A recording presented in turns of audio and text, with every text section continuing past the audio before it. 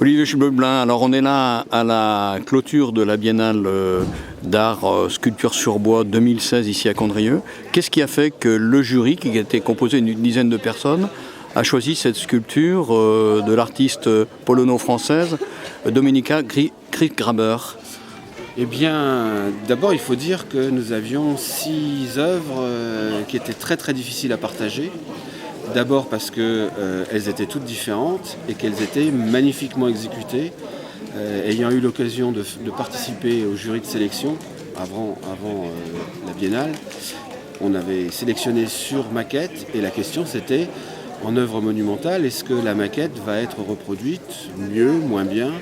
Et d'une manière générale, on était tous d'accord pour dire que les œuvres étaient supérieures encore aux maquettes que nous avions choisies. Ça, c'est le premier point. Après, on a eu un premier tour pour essayer de déterminer, les finalistes pour le choix définitif. Ça a été très compliqué, on était très très partagés. Tout le monde a eu des votes, c'était compliqué.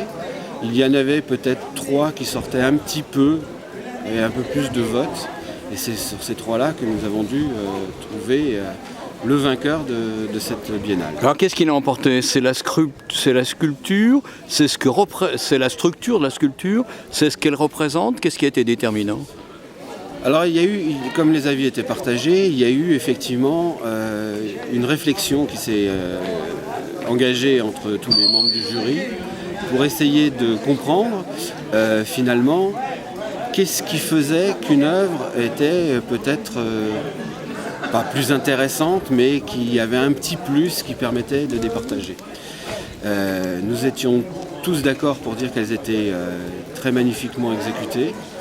Et puis on s'est aperçu, et il y a un membre du jury qui a un petit peu plaidé en sa faveur, qui a donné son avis et qui expliquait qu'il y avait une vraie démarche, qu'on sentait quelque chose de profond, quelque chose qui liait en fait Dominika à la ville de Condrieu. Elle a essayé, avant de venir, de s'intéresser à l'histoire, c'est une personne qui adore l'architecture, et donc elle s'est intéressée à l'architecture gallo-romaine, et c'est ce qui a un petit peu mené sa démarche.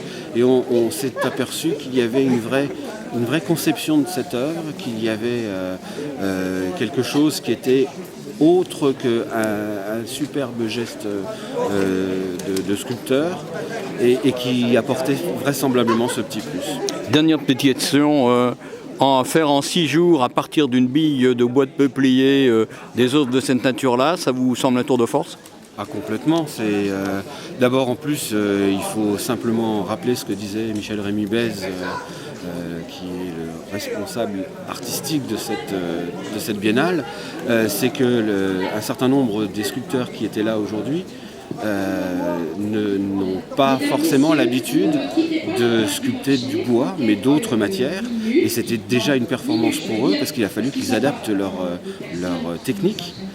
Et faire ça en moins d'une semaine, c'est évidemment un tour de force, parce que c'est un temps extrêmement compté, très rapide, et ils sont quand même confrontés à des difficultés techniques auxquelles il faut qu'ils trouvent des solutions, qu'ils arrivent à résoudre.